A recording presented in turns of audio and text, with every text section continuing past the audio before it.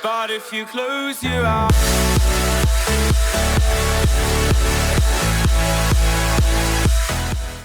Abonne-toi, ma couille. Bonjour à tous, bonjour à toutes et bienvenue dans cet épisode de Let's Code, apprenons le C# avec Chat Canard, épisode numéro 1. Dans l'épisode d'aujourd'hui, eh bien tout simplement la base, la baby base de toutes les premiers épisodes, de tous les premiers épisodes de développement informatique. Dès qu'on apprend quelque chose, on apprend quoi? On apprend le Hello World. Voilà. Hello World. Donc tuto Hello World, on va l'appeler comme ça notre solution, on va la faire en application console et on va se retrouver face à ceci. Vous l'avez déjà vu dans l'épisode 0 si vous avez regardé. Voilà, on va enregistrer tuto Hello World là-dedans. Je vous fournirai bien entendu à chaque fois, à chaque épisode ou à chaque fin de tuto, de projet tuto, je vous fournirai les fichiers nécessaires à faire fonctionner notre application. Donc, tout simplement, on se retrouve face à ceci. Qu'est-ce que ça signifie? Eh bien, tout simplement, namespace tuto hello world, c'est tout simplement l'emplacement de nom. Alors, l'emplacement de nom, ça signifie quoi? Ça signifie que tout ce qui se trouve à l'intérieur de tuto hello world va être accessible et va être interne à notre classe. Alors, l'interne, l'externe, le privé. Qu'est-ce que c'est? Eh bien, tout simplement, on va avoir trois types de, entre guillemets, fonctions et trois types d'accessibilité. L'accessibilité interne, l'accessibilité externe et l'accessibilité privée. L'accessibilité externe, enfin publique. Accessibilité publique, interne et privée. Voilà. L'accessibilité publique, qu'est-ce que ça signifie? Ça signifie que tout le monde peut y avoir accès. Tout le monde et tout ce qui est dans le programme peut y avoir accès. L'interne, uniquement les personnes dans le même namespace peuvent y avoir accès. Et le privé, uniquement la classe peut y avoir accès. Vous allez voir, c'est pas forcément difficile à comprendre. Ensuite, nous avons classe programme. Eh bien, c'est tout simplement une classe. Une classe, c'est quoi? C'est un moule. Une classe, c'est un moule où l'on va tout simplement mouler un objet ou une instance. On va mouler un objet et on va le transformer en ce qu'on veut. Par exemple, on va lui rajouter des fonctions, on va lui rajouter des paramètres, on va lui rajouter des choses. C'est à l'intérieur de notre classe qu'on va avoir ça. Par exemple, vous allez avoir plusieurs fois des classes, plusieurs choses différentes, ces classes vont, enfin plusieurs classes différentes, et ces classes vont vous permettre de mouler des choses comme par exemple un employé, un ouvrier, une classe. Ça fait des objets, et un objet, ça peut être tout et n'importe quoi. Par exemple, le clavier est un objet. Votre souris est un objet, votre programme est un objet, votre objet est un objet, tout est un objet. En développement, en programmation orientée objet, tout est un objet. Ensuite, nous allons avoir quoi? Nous allons avoir une fonction. Cette fonction, c'est static void main strings, avec des crochets et args. Alors, statique, ça signifie que tout simplement, cet objet n'a pas besoin... Enfin, cette fonction n'a pas besoin d'un objet pour exister. Elle existe naturellement dans la classe. Donc on a juste à taper programme.main quelque part. Par exemple, ici, on va faire une nouvelle up fonction. On va faire static void test. Voilà. String comme l'autre. On va la faire exactement comme l'autre. Args. Et ici, on va pouvoir faire programme. Donc aller dans la classe programme, qui s'appelle programme, point. Et on va avoir le main qui se trouve ici, on va pouvoir l'utiliser et récupérer args, voilà, et lui passer les arguments, comme ceci. Alors, les arguments, qu'est-ce que c'est? Les arguments, c'est tout simplement ce qui est entre parenthèses dans votre fonction. Par exemple là, l'argument, ça va être args, on va l'appeler args tout le long de la fonction, on va l'appeler args, et ça va être un string avec des crochets. Alors, on va avoir différents types, entre guillemets, les plus utilisés d'objets de base. On va avoir le string, voilà, qui va s'afficher en bleu. On va avoir le int, qui va s'afficher en bleu aussi. On va avoir le bool. On va avoir... Alors, les petits traits, ça veut dire tout simplement qu'il y a une erreur dans le texte. Hein. C'est normal, puisque normalement, on n'écrit pas comme ça. On va avoir le string, le int, le bool. On va avoir le long. On va avoir le byte, par exemple. On va avoir le double. Voilà. Et tout ça correspond à quelque chose. Par exemple, le string, c'est une chaîne de texte. Le int, c'est un nombre entier. Le bool, c'est un booléen, c'est-à-dire vrai-faux. Le long, c'est un entier 64 bits avec un signe, par exemple avec un plus ou un moins. Le byte, c'est un entier en 8 bits, c'est-à-dire, en gros, c'est un octet, quoi. Le double, c'est un nombre à virgule plus ou moins. Par exemple, le double, ça peut être moins 384,25. Si on va tester, double est égal à double, on va mettre double D est égal à moins 384,20. Point virgule, très important le point virgule. Alors, oui, bon, alors là, il pète un câble, parce que, oui, c'est double D est égal à new double, ou peut-être parce que c'est un long qu'il nous faut. Oui, voilà. Je crois, je ne sais plus. Enfin bon, c'est pas grave. Partons du principe que de toute manière, les doubles et les longues, pour le moment, on n'en aura pas besoin. Peut-être un peu plus tard, mais pas pour le moment. Pour le moment, ce dont on va avoir besoin, ça va être des strings. Alors, les strings, c'est très rigolo. Par exemple, string text est égal à... On va ouvrir des guillemets. Les guillemets, ça sert à dire que c'est du string, que c'est du texte qu'on met à l'intérieur. Voilà, on va l'appeler comme ça. On va mettre un point virgule pour terminer notre ligne. Et on voit que là, techniquement, il n'y a aucune erreur. Bon, ça c'est en bleu parce que, comme on peut le voir marqué, la variable n'est jamais utilisée. Mais si par exemple ici, je mets texte est égal à texte plus texte, voilà, la variable va devenir sans soulignage. Mais bon, s'il y a du vert, c'est pas forcément grave, c'est juste qu'on l'utilise pas, donc elle sert à rien dans le texte. Pour le moment, c'est normal, vu qu'on l'a pas utilisé. Alors, on va avoir plusieurs choses. Premièrement, on va pouvoir appeler des arguments. Donc, par exemple, on va avoir une console qui va s'ouvrir. Si on clique sur démarrer, on va voir que là, on va avoir une petite fenêtre noire, ça s'appelle une console. Cette console, on va lui demander de l'ouvrir et on va lui dire d'écrire quelque chose. Alors, on va lui dire write. Write quoi? On va pouvoir écrire un booléen, un caractère, une suite de caractères, une décimale, un double, un float, un long, un objet, etc., une string. On va pouvoir quasiment écrire tout ce qui est possible et imaginable à l'intérieur. Nous, ce qu'on va vouloir écrire, ça va être par exemple Hello World. Voilà, Hello World. On va faire un point virgule à la fin pour terminer les lignes, c'est très important, mais toujours un point virgule. Donc, console, c'est la classe, write, c'est la fonction, les parenthèses, ça va nous permettre de passer des arguments, et les parenthèses, ça va être Hello World. Une fonction se fait toujours avec des arguments. Par exemple, si je mets console.write et que je fais ça, ça marche. Pourquoi? Parce qu'on lui fait... Enfin, en théorie, ça marche, mais lui, il veut obligatoirement quelque chose. Mais il veut obligatoirement un argument, mais si jamais on faisait quelque chose sans argument, ça marcherait. Par exemple, ici, on va faire static void test, et on va pas mettre d'argument. Voilà. Et si maintenant je lui dis programme.test, que je fais comme ça, eh bien tout simplement, il va y avoir aucun problème, parce que lui, il n'a pas besoin d'argument. Si maintenant je mets string test, maintenant, il va avoir un problème ici parce qu'on ne va pas avoir d'argument. Voilà. Il lui faut obligatoirement un argument qui est un string. Maintenant, on va faire un autre truc assez sympathique. Voilà. Donc, on va avoir console write hello world. On va tester ça. Démarrer. Tac. Bon, vous avez rien vu, mais c'est marqué hello world. Pour voir hello world, on va tout simplement lui proposer à la console console.readline. Ouais, en gros, il va attendre qu'on écrive quelque chose. Ça va le faire attendre, le faire patienter. Et là, on voit que tout simplement, on va avoir Hello World qui va s'afficher. On appuie sur Entrée pour fermer, et il n'y a pas de souci.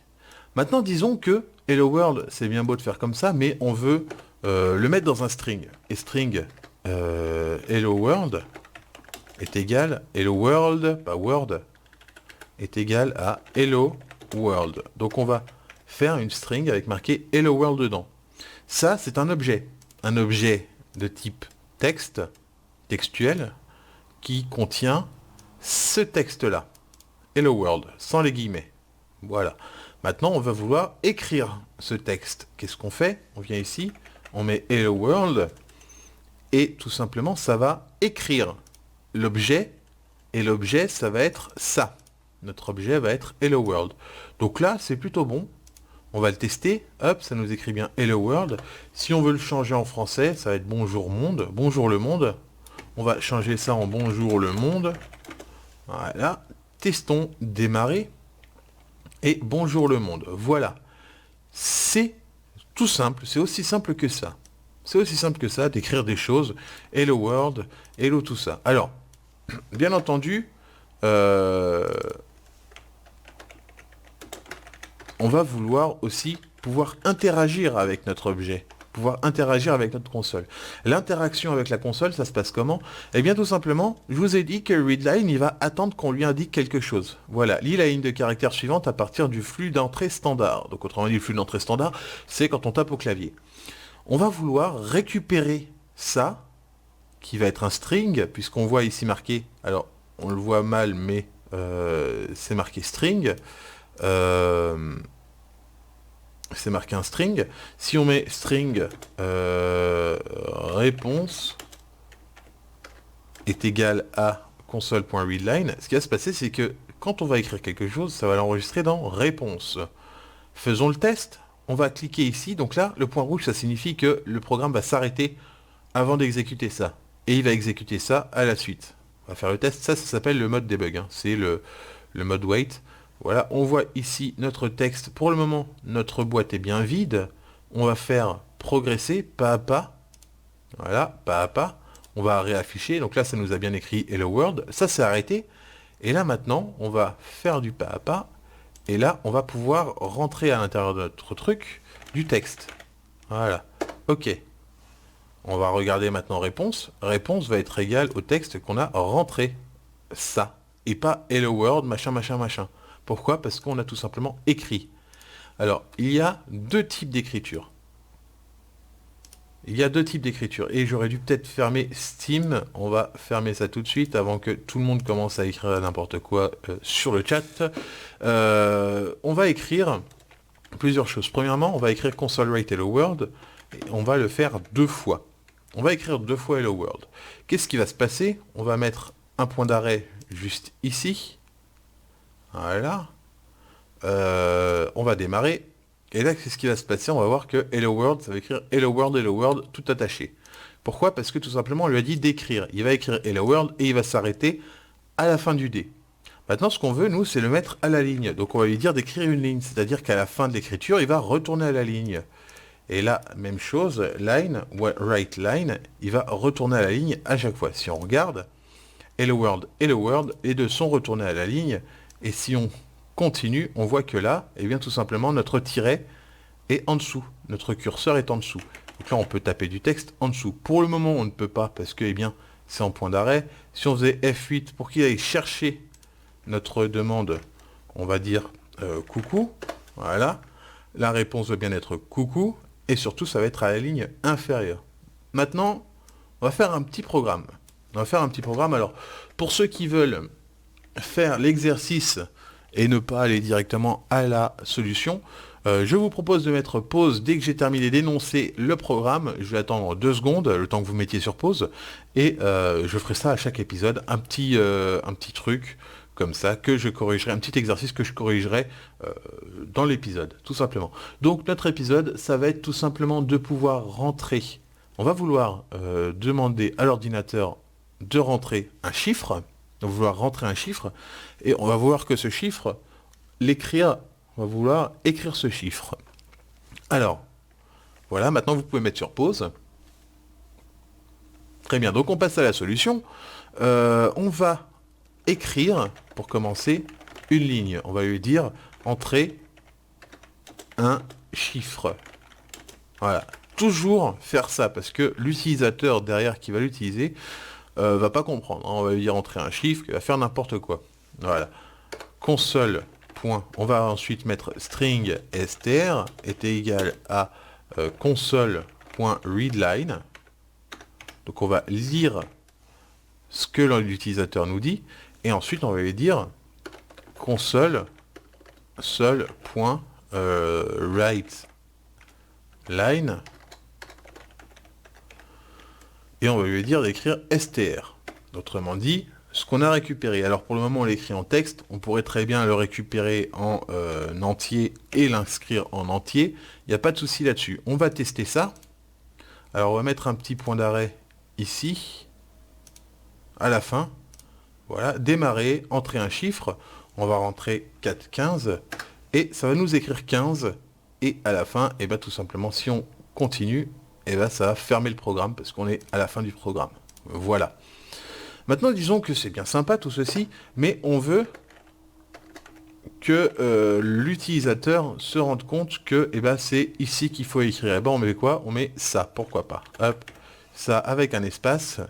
Et à la fin, vu que c'est un write, le curseur où ça va écrire va se placer ici, à la fin de l'espace, et il va lire. Donc là, si on fait un test, par exemple, voilà, l'espace, on a ça, et on a une petite invite, on va mettre 5, et il va écrire 5, on l'a vu très vite, il va écrire 5, il va se fermer.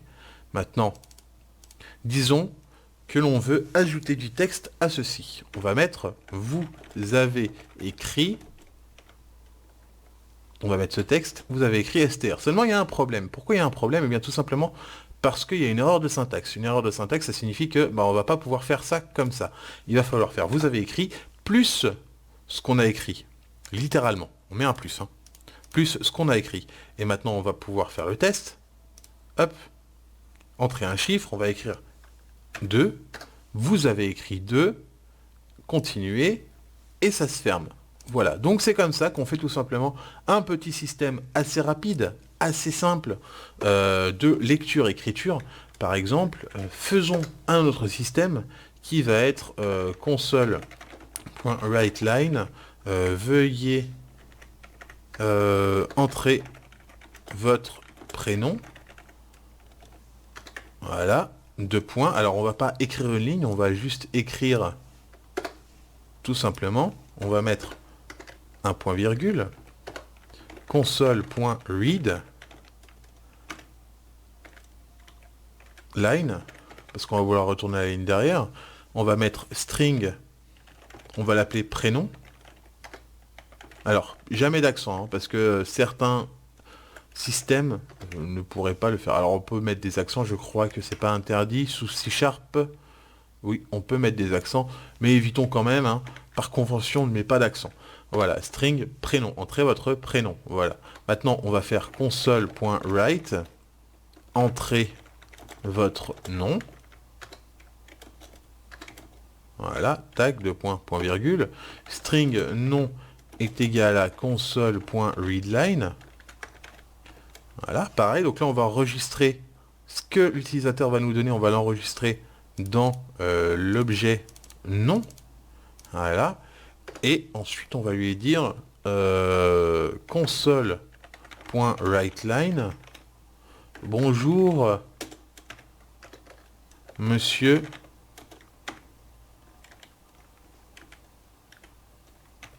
ou madame. Ça, on verra plus tard comment gérer, par exemple. Bonjour, monsieur ou madame. Espace, plus prénom, plus nom, point virgule. Donc, en théorie, ça va écrire bonjour, monsieur ou madame, le prénom qu'on a rentré, le nom qu'on a rentré. Faisons le test. On va dire que mon prénom, c'est Chad, que mon nom de famille, c'est Canard. Voilà. Et il va m'écrire, alors on va mettre un point d'arrêt à la fin, histoire de pouvoir lire, hop, entrée, bonjour monsieur ou madame, Chad Canard, tout attaché. Seulement, si c'est Julien Dupont, ça va attacher Julien Dupont. Par exemple, recommençons, je m'appelle Julien Dupont, voilà, bonjour monsieur ou madame, Julien Dupont, tout attaché. C'est pas forcément super. Qu'est-ce qu'on fait à ce moment-là? Eh ben, on va rajouter un espace, on va mettre plus un espace entre le prénom et le nom. On va tester. Je m'appelle monsieur Julien Dupont. Et maintenant, regardons. Bonjour monsieur ou madame Julien Dupont. Voilà, en 2 mots. Et c'est comme ça qu'on écrit. Alors, on va voir également, assez rapidement, on va pas s'éterniser dessus, le principe de condition. De condition et de booléen. Par exemple, une condition, ça va être si quelque chose, alors, sinon, alors, ou si quelque chose, alors. C'est les 3 types de conditions. On a si quelque chose, alors, ou si quelque chose, alors, sinon, alors. Voilà, donc c'est ce qui va se passer dans notre système. Nous, on va avoir besoin d'une chose comme ça, et d'une condition, principalement. Entrez votre prénom, entrez votre nom. Maintenant, on va vouloir lui dire console.writeLine, êtes-vous un homme? entre parenthèses, on va mettre des petits crochets. Oui. Entre crochets, non. Et maintenant, on va avoir ceci. Alors, ça va nous écrire ça. Et on va aussi en profiter. String homme yes no homme yn est égal à console.read line. Parfait. Donc là, on va pas mettre write line. On va mettre write tout court. On va mettre oui, non, deux points. Voilà. Et maintenant, on va avoir là-dedans quelqu'un qui va écrire oui, quelqu'un qui va écrire non. Ce qu'on va faire, c'est qu'on va lui dire if, donc si homme yn, donc ce qu'il a écrit quand on lui a demandé si c'est un homme, c'est égal, donc double égal, parce que un égal, ça signifie cette chose est égale à tant, deux égal, ça signifie est-ce que cette chose est égale à. Donc si est égal à, quand il y a un égal, c'est égal, quand il y a deux égales, c'est est égal. Si est égal à n, on va ouvrir des crochets. Donc ça, c'est des crochets. En gros, c'est une ligne de texte, un ensemble de texte qui va se faire s'il y a un si, par exemple, là. Voilà. Donc si on a s'il y a marqué n, alors c'est on va faire string. Juste avant, on va string homme qui va être string homme qui va être égal à homme, ou string genre, voilà, genre qui va être égal à monsieur, madame, pardon, madame, vu que c'est non, il a répondu non, donc il n'est pas un homme, il est une femme. On va mettre madame, string genre est égal à madame, else, string genre est égal à monsieur. Voilà, donc si c'est un homme, donc si c'est non, c'est un homme, si c'est oui, enfin si c'est O, si c'est N c'est un homme, si c'est O c'est une femme. Voilà. On va faire le test. Seulement, maintenant on va lui mettre bonjour plus genre plus espace plus prénom plus nom. Voilà. Genre n'existe pas dans ce contexte actuel. Pourquoi? Eh bien tout simplement parce que genre est une variable locale, ce qui signifie qu'elle reste dans son if. Comment faire pour que ce ne soit plus une variable locale? Eh bien tout simplement, on va mettre string genre ici. C'est-à-dire qu'on va la déclarer, ça c'est une déclaration, on va la déclarer en dehors du if, comme ça elle survit, entre guillemets, au if. On supprime string, on ne la déclare pas ici. Donc ça c'est une déclaration, et puis ça c'est une déclaration et un ajout. Hein. Une déclaration et un ajout, ça c'est une simple déclaration. La simple déclaration va venir ici, genre madame, genre monsieur. On va faire le test. Entrez votre prénom, Julien Dupont. Êtes-vous un homme? Oui. Et j'aurais peut-être dû mettre la pause, pardon. J'aurais dû mettre la pause. Entrez votre prénom, Julien Dupont. Êtes-vous un homme? Oui. Bonjour, monsieur Julien Dupont. Très bien. Alors, maintenant, qu'est-ce qui va se passer? On va faire la même chose. On va l'appeler Marie Trintignant. Voilà, pourquoi pas. Êtes-vous un homme? Non. Bonjour, madame Marie Trintignant. Voilà, très bien. Hop. On arrête le programme. Maintenant, le seul problème, c'est qu'on va avoir des petits plaisantins. Par exemple, bonjour, madame, votre prénom, ça va être Herbert. Voilà, Léonard. Êtes-vous un homme ou une femme? Ça dépend. Voilà, ça dépend. Seulement, il va y avoir marqué bonjour, monsieur Herbert Léonard. Voilà. Partons du principe que pour le moment ça se passe bien, mais si jamais c'était, je sais pas moi, Julie Gaillet, voilà, qui dit je sais pas, voilà, c'est bonjour monsieur Julie Gaillet. Pourquoi? Eh bien tout simplement parce que ici, homme YN, ça va être je sais pas. Le seul problème, c'est qu'on lui dit si c'est non, c'est madame, si c'est quoi que ce soit d'autre, c'est monsieur. Sinon, c'est monsieur.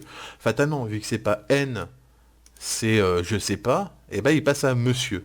On peut voir ça assez facilement en mettant un point d'arrêt ici, en refaisant la même chose. Julie Gaillet, peut-être. Voilà, hop, on met le point d'arrêt. Le point d'arrêt va venir ici. Et c'est là que ça devient très important de mettre des points d'arrêt. On va continuer.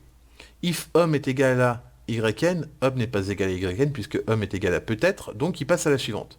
Else, donc sinon, vu que c'est pas ça, c'est autre chose, sinon, on appuie sur F8, genre est égal à monsieur, donc genre va être égal à monsieur, et maintenant il va nous écrire notre ligne, et il va s'arrêter. Voilà. Maintenant, ce qu'on veut, c'est tout simplement lui dire, eh ben, else, on veut lui dire, sinon, si homme YN est égal à oui, alors, genre, ça va être monsieur. Sinon, on va lui dire console.writeLine, veuillez écrire un style, enfin un type exact, un genre exact. Un genre exact. Voilà. On fait la fin. Maintenant, homme YN, il y a une faute parce qu'on a mis un simple égal, il nous faut un double égal. Voilà, genre est égal à monsieur. Sinon, veuillez écrire ceci. Voilà. Le seul problème, c'est que là, genre va gueuler parce que genre peut ne rien recevoir. Donc on va mettre genre est égal à que dalle. Et maintenant, voilà, entrez votre prénom, Julie Gaillet. Êtes-vous un homme, oui, non? On va placer ici notre petit point d'arrêt. Êtes-vous un homme, oui, non? Ça se peut. Voilà, ça se peut. Entrée, on va voir ce qui se passe. Maintenant, ça se peut. If homme est égal à YN, homme n'est pas égal à N, puisque c'est égal à ça se peut. Suivant, donc ça va chercher ailleurs. Sinon, si homme est égal à YN, ça se peut, est égal à 0. Homme YN est égal à O. C'est pas égal à O, puisque c'est égal à ça se peut. Sinon, le genre, donc là, à la fin, donc c'est ni un homme ni une femme. Le genre, on va mettre rien. On va lui dire, veuillez écrire un genre exact. Bim. Et à la fin, il va quand même nous écrire, bonjour, Julie Gaillet. Voilà.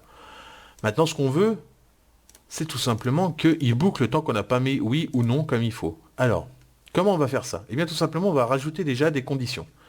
Parce que quelqu'un peut très bien écrire N. Il peut très bien écrire non.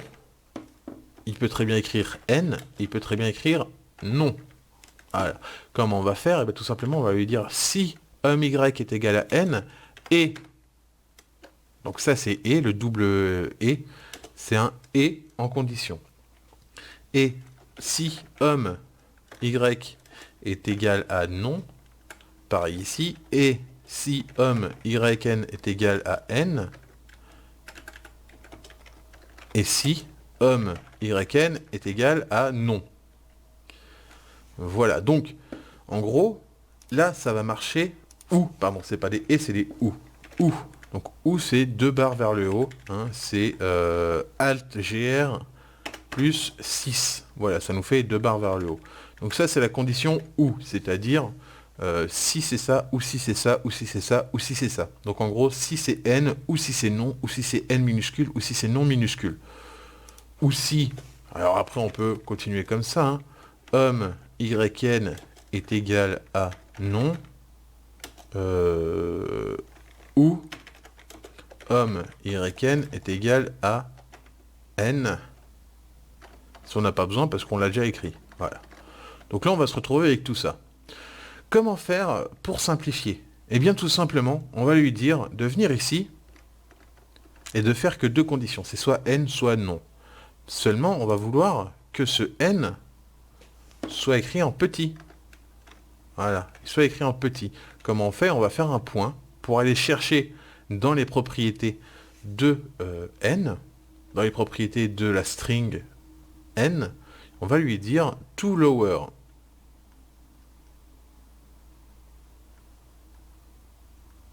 Ouais, non, c'est pas ça. Homme YN, on va rechercher dans les propriétés de homme YN et on va la transformer en to upper. Autrement dit, on va la transformer en majuscule, de base. Donc en gros, est-ce que homme YN en majuscule, c'est égal à N, ou est-ce que homme YN en majuscule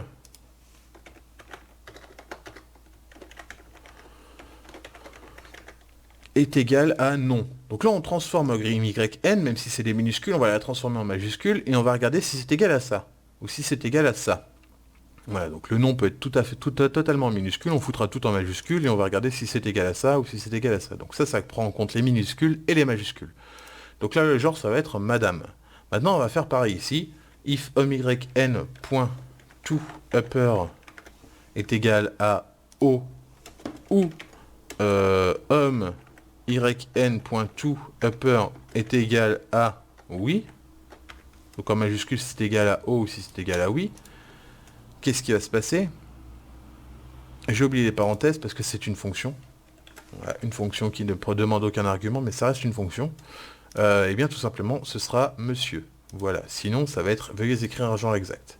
Comment faire pour contrer les petits malins qui vont faire n'importe quoi? Eh bien, tout simplement, on va lui dire while correct. While correct do. Alors, correct, on va tout simplement taper while, faire un tab, ça va nous mettre le truc, correct.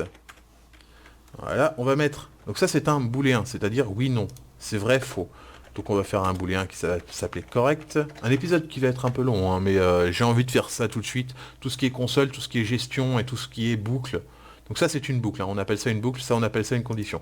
Donc cette boucle, on va lui dire de regarder ceci.